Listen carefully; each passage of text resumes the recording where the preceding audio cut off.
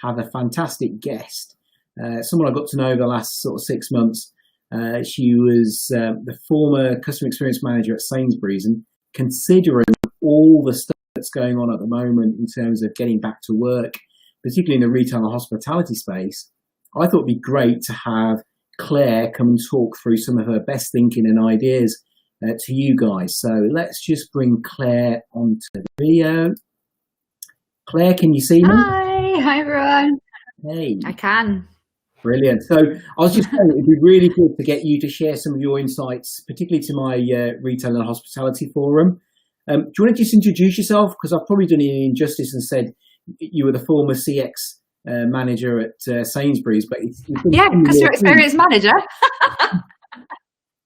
Yeah, sure. I've got it in my presentation, so I can, if you want me to get going, I can introduce myself as part of that.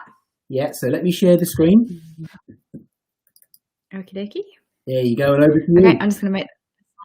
Okay, super. Okay, so yeah, our conversation was based on the fact that I did a little webinar on behalf of Debbie Aquara last week, looking at the trends in the UK and how to manage CX post COVID-19. So part of this presentation is based on that, but also some new thinking that went on LinkedIn this morning. So you're getting it fresh from the source. And if you can go to the next slide, because you're in control, Naeem. Yeah, so a little bit about me. So these days, I'm the founder and director of my own customer experience design agency called CM Experience, and I've been doing that for 2.5 years. But before the lockdown, I was regularly flying around the world as a keynote speaker.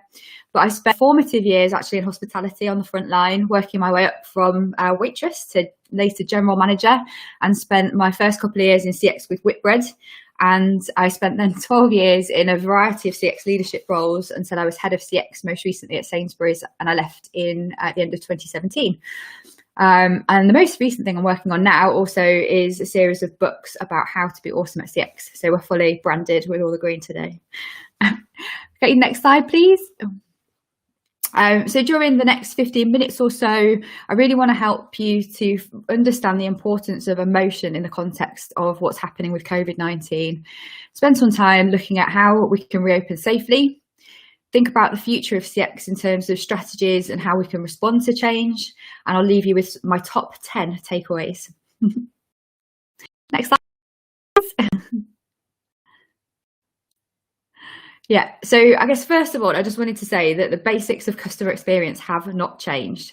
The way customers evaluate their experience and their perception of it is 50% how did you make them feel, 25% how easy was it, and whether or not they were able to achieve their goal. So that hasn't changed. But the big difference is how strongly people feel and what they care about has changed. So next slide, please. So what I put on LinkedIn this morning was a picture of what I call the Corona coaster. So this, I think, is just testament to the fact that we are all absolutely in this together and experiencing the same things. So if you look at it here, mood goes up the tall side and the time that we spend in lockdown goes along the bottom. And I don't know about you, but this happened to me. Initially, I literally fell off a cliff of panic and denial and not believing that what was happening in our country was occurring. And when lockdown actually set in and kind of day by day, those measures increased, I really started to panic, and I was genuinely scared what that meant in terms of my family. My mum's vulnerable in terms of health conditions, etc. And then what kind of continued to happen, especially in those early days or early weeks, were these like loops of emotions that could happen, in fact, within the same day. So flitting between fear, a bit small there, and then seeing the compassion that was around in my local community, for example, and feeling really like, this is awesome. But then the next day I'd be back down to the bottom again, experiencing loneliness. And as a single person living on my own, I've never been like trapped for 23 hours a day. That was particularly difficult for me. But then raising again when I saw, what the way businesses were responding to helping, for example, the NHS and other people. And those cycle days, so if you think about a Thursday, for example, we've got the Prime Minister's announcement of however many deaths that we've had in that day, and then the same night we're all on our doorsteps clapping for our carers. So in terms of that emotional instability compared to what we had as our own normal has drastically changed. And where I think we're starting to get to now as things begin to reopen is we've kind of got a bit used to it now. We're not so frightened of what's coming, and we can see that the future ahead is looking brighter, and it's going to be more like bunny hops now as things like retail and entertainment reopen. But I think the really important thing from a CX perspective is to think about how can you maximize those positive emotions. So what you do, for example, with your customer service or how you'll respond as a brand can really be part of those uppers. And how can you help customers to reduce the impact of those negative emotions through the proposition, your offer, and how you help them minimize those negatives? And just remember, this Corona emotion coaster applies to absolutely everybody. So you, me, your friends, your family, your customers, employees, your colleagues, we're all absolutely in this together. So the next slide. So it's all really about having the right mindset, I think, to customer experience right now. So I think a lot of the time we get a bit obsessed with things like voice of the customer, net promoter score, measures, metrics. All that stuff doesn't really matter that much right now. It's about being proactive in how you approach customer service experience, prioritizing health and well-being above all else of your employees and of your customers and of yourself, ensuring that whatever you do is focused on adding value, be kind and sympathetic, make allowances for customers and employees and yourself, ensure you're providing support, and actually you could be able to surprise and delight despite the current circumstances. Next one. My point of view is that the retail landscape will not return to normal, so it's not going to go back to how it was for a number of reasons, and part of that is due to how long the disruption is going to last. So if we're not going to be able to return to as in normality in social distancing, and then we can gather together, that we're looking at around 2 years until a vaccine is received. And the psychologists are saying that that's going to mean a long-term change in behaviour.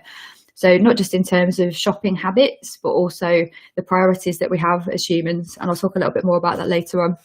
So really there are some short-term actions. How do we reopen our stores safely for customers and employees in the coming months, and how do we adapt to customer needs over that period of 2 years, which will become not a trend but a long-term habit. Okay, so next slide please. So this is really difficult because I can't see the slides. Okay, so where we are right now, if you look at the news, is that we've got the highest corona death toll in Europe. I think it was 34,000 people as of the count yesterday, and that's a very, very real threat. We're also hearing that we have to reopen our economy because it's shrinking at the fastest pace since the economic crisis. But in order to do that, we have to do it safely. Otherwise, we're going to find ourselves in exactly the same boat that we're in now, with having to lock down again.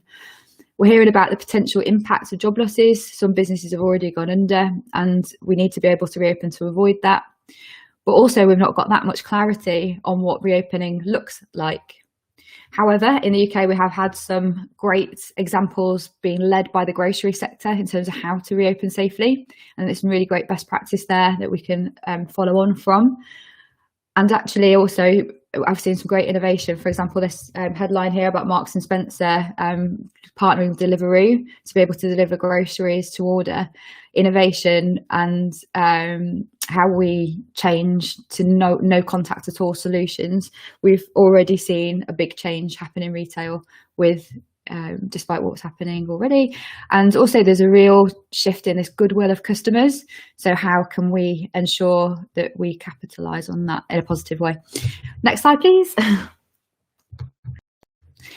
So you've probably all been to the supermarket recently. Of course, I'm going to use an example from Sainsbury's, given my background, my experience there, but they're doing an absolutely fantastic job for customers. We're waiting for government guidance for what other kinds of retail stores look like, but we know it's going to be all about these social distancing measures. So the main thing is going to be about how do we review our own customer journeys where we are. So the first thing is all about communication, and I've seen retailers rather than stores who are setting expectations before customers get there have had a lot better reception of having to behave differently whilst they're there. Thinking about store entry, depending on the size of your location. We've got grocery supermarkets that have massive big boxes and things like B&Q, and people are queuing for miles outside the doors. But if you only got a small store, how are you going to manage people coming in and out? Queues anywhere that they form in supermarkets. You can see here from this picture, there are now screening guards up at the self-checkouts between the queue and the self-checkouts themselves. Each of the checkouts are about a metre apart. So what supermarkets have done is leave one on, one off. So that keeps that 2 metres distance. And that's to ensure we protect both colleagues and employees. Thinking about things like payments, I'm sure all the retailers that are here listening today will be thinking this is great that we're going to be able to go cashless, because it's a lot cheaper to be able to deal with that. I think a lot of the resistance was due to customers not wanting to change, but during the course of COVID-19, it's going to become the way that we do things. Obviously disinfecting surfaces, thinking about the supermarkets, you've got people standing at the stations having trolleys and kits them down, providing things like hand sanitizer. I really don't know how that's going to work with things like clothing, but that's a challenge yet to come. With things like fashion stores, employee safety, which I've mentioned, thinking about your service points, will some of them have to close or be screened? And the way that stores are using hosts and marshals to, I suppose, guide customers' behaviour and ensure that they are keeping socially distant, that could be either a really positive thing or a really negative thing, depending on how they do it. So really thinking about how are your employees going to be able to have the right level of service to make that as positive as possible. And in fact, when I've been out doing my supermarket shops, and actually at B&Q the other day, I was absolutely amazed by the energy that some of the employees had to make customers' day and how friendly they were, and actually having not seen anybody for days were a really positive impact on my own personal Corona coaster. So ultimately, there's going to be a couple of questions about which touch points and stores may have to stay closed longer. So for example, in supermarkets, they've not reopened the cafes, they've left the counters closed. And ultimately, I suppose, how can you go either no contact or as low contact as possible, even within a physical environment? Next slide, please. So just quickly touching on category and channel switching. This is the latest data from the British Retail Consortium. You've probably seen it, and KPMG, but 19.1% decline in total sales. Food sales, naturally, because it's probably the only thing we could do, are up 16%. Non-food sales down massively at 36%, and non-food up by 57.9%. But is that a behaviour change that's here to stay? And as I said earlier, I think it will be. Can we move on again, please? So yeah, apologies, I pulled these slides together quite last minute, and I've used myself as an example. So these are just from my Instagram, and this is just a reference point for these changing needs and priorities. So I never had an interest in DIY at all, but during lockdown I've discovered that I wanted to invest time and effort and energy in the place that I was spending all of my time, and discovered painting. I didn't ever have time for things like health and well-being, and since coronavirus and not having that much work to do compared to what I usually did, I started to find out and learn about things like mindfulness and meditation and yoga and reading and taking class and signing up for various subscriptions. Fitness has always been a big thing for me, and now I've had to bring that into the home. And if you look at things like category switching or category data, you can't get dumbbells on things like Amazon for love nor money. Everything's sold out really fast. And also our practices of where we work, if we can work from home, have changed as well. So that kind of home office experience has also, I think, changed the way that we need to look ahead.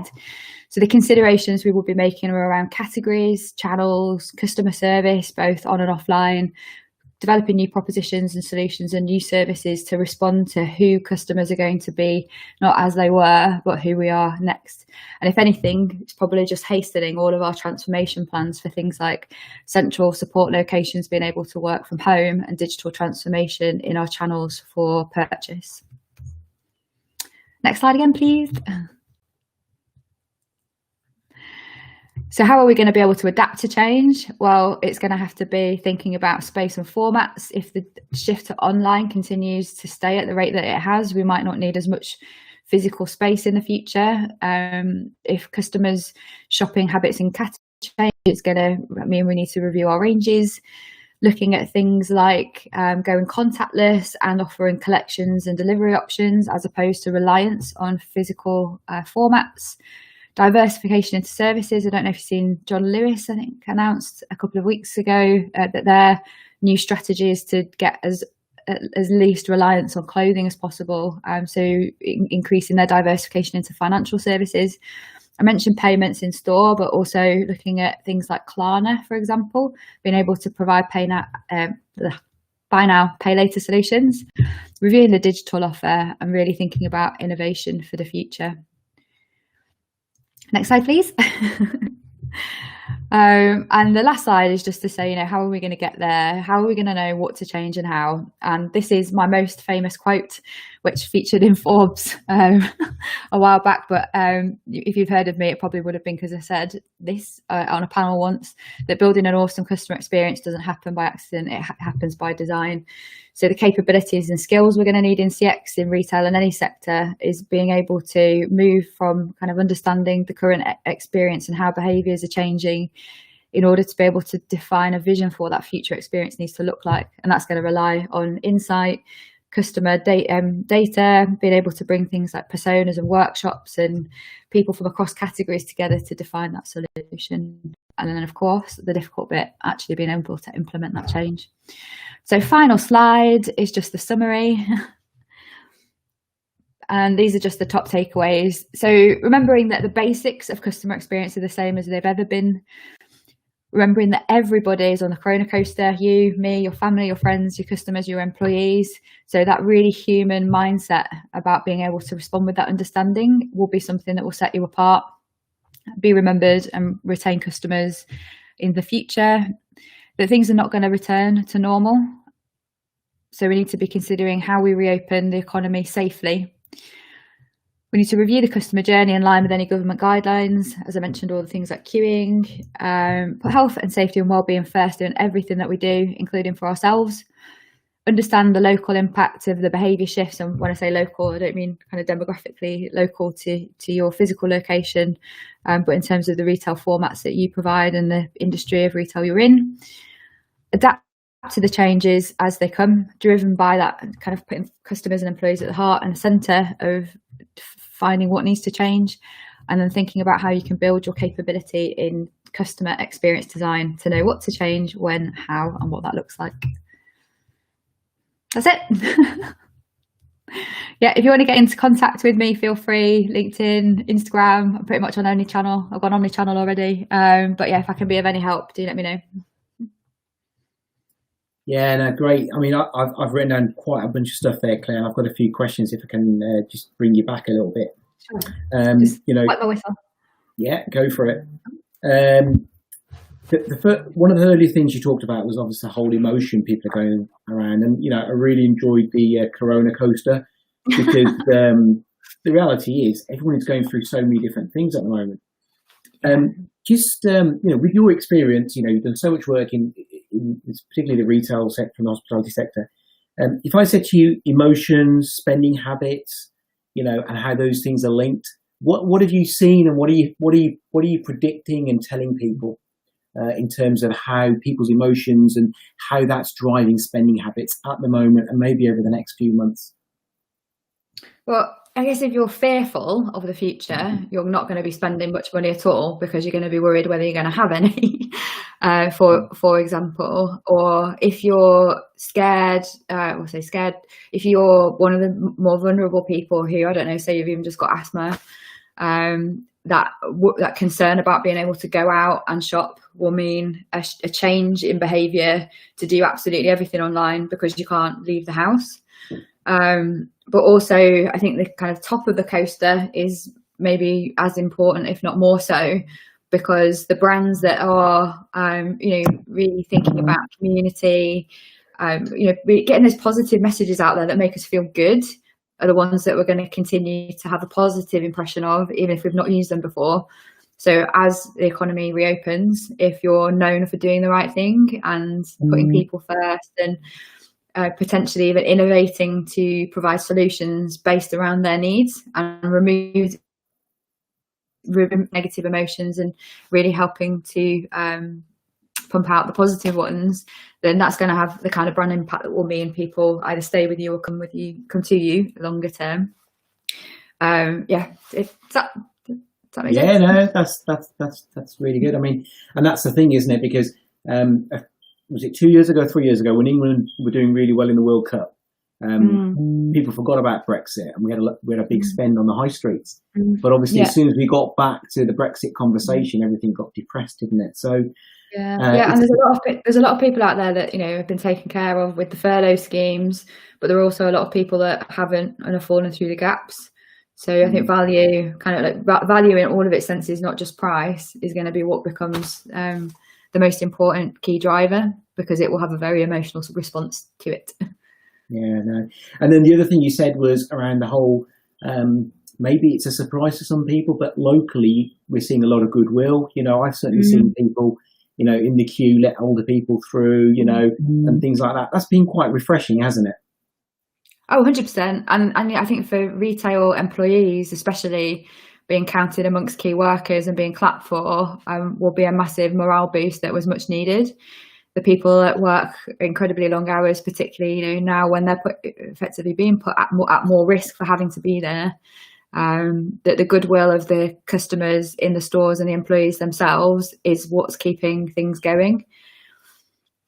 Yeah, no, great. And what do you mean by category switching? That got my attention.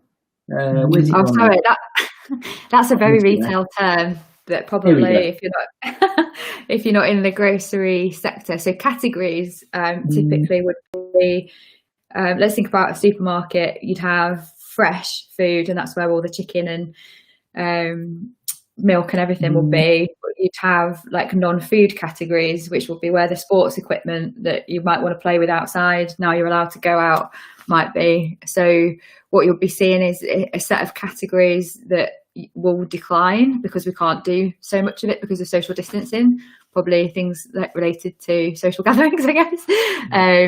And things will become more useful and need to be bought. So I gave that example of the fitness lines that are sold out absolutely everywhere on Amazon and in stores. When people have a higher demand for a different category, if you're not in that category or close to a category that people need, you're really going to struggle. So I think it's kind of categories, but also being in the right market. So you might have to change from what you're selling now to something either a bit different or radically different in order to keep up with what's going to be a very different landscape for a prolonged period.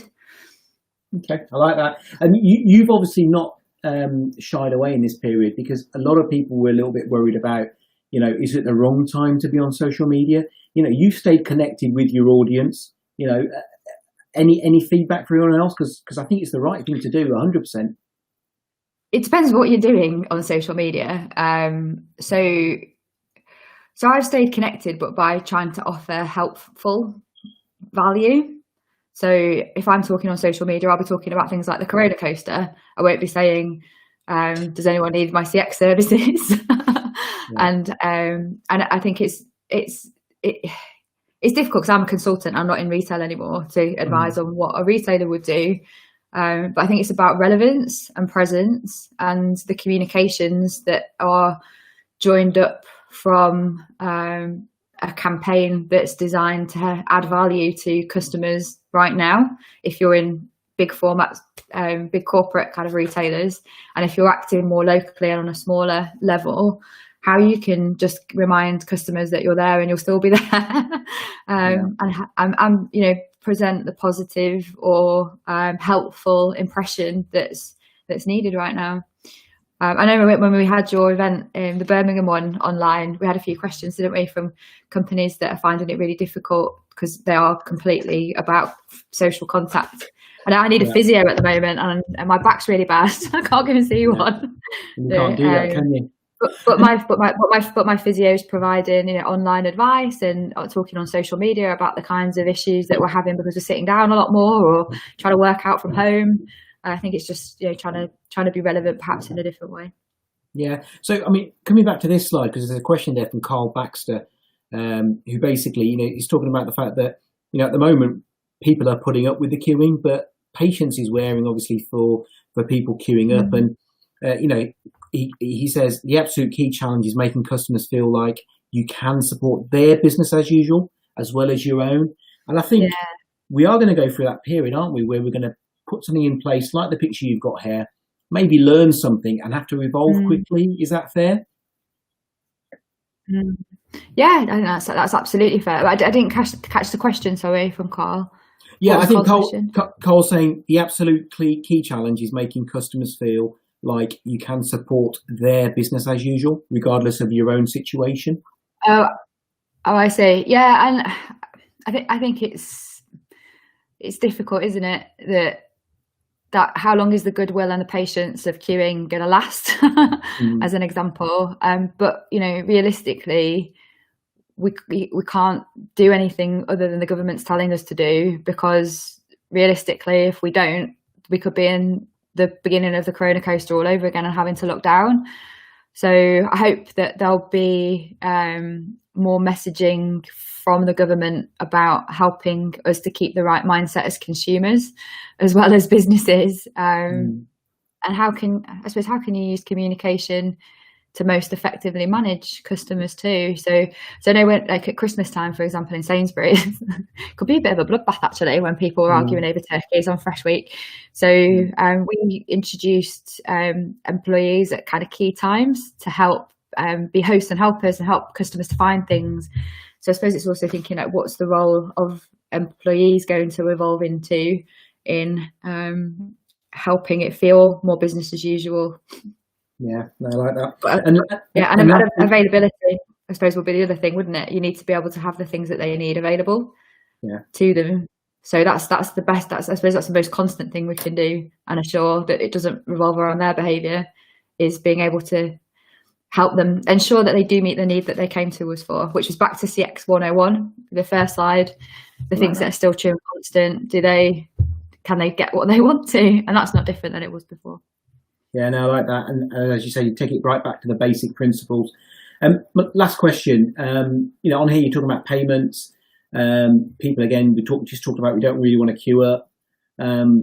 Is there room for certain retailers? I mean, I know practically it's not possible, but for retailers to have more payment terminals around their stores to reduce the amount of time people are queuing up for, maybe? It depends on format. And I know years ago at Sainsbury's, we were thinking about like different payment points and locations. And at the time, the pushback was always security. So the solution we came up with was like Smart Shop. So how do you get customers to be able to scan and check out without actually touching the sides? So I don't know if you've seen that Smart Shop in things like Sainsbury's, but evolving that from it being picking up a gun at the front of the store, walking around and going through checkout, to using like mobile payments, mobile technology, similar to like in Apple, someone can check you out wherever you are. I guess it depends on the formats of your store and what you do and how the customer journey works. But I think now it's all up for review and all up for consideration. But making massive investments in the short term for something that's not going to service the long term wouldn't be a wise thing to do either. So I think that's why I was saying, kind of get back to customer experience design and being able to understand the insights that are coming in and visualize what the future should look like for your customers and employees, and being able to reverse engineer to that.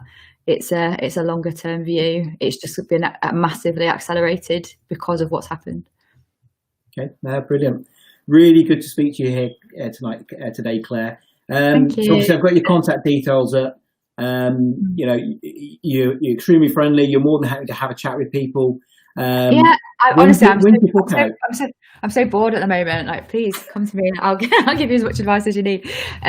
When's the book out? Well, it was interesting actually, because the book that I wrote was finished and I had a book tour all around the world planned, and because all the events got cancelled, I decided to delay the launch. And during that time, my mind uncoiled a little more, and I decided that wasn't the right book for that's needed now. So I'm working on a second book or second version of the book, which is much more kind of post the 20 years of customer experience that we've had so far. what is the future view on getting rid of some of the dogma and moving it forward. So I'll keep you posted, but that's what I'm working on right now. No, brilliant. Well, look, really good to speak to you, Claire. Thank you for your time today. Thank you. And I don't know who was there, but thank you everyone for listening in, and have a lovely weekend. Hopefully it's going to be sunny. No problem. See you soon. Take care. Bye. Bye-bye.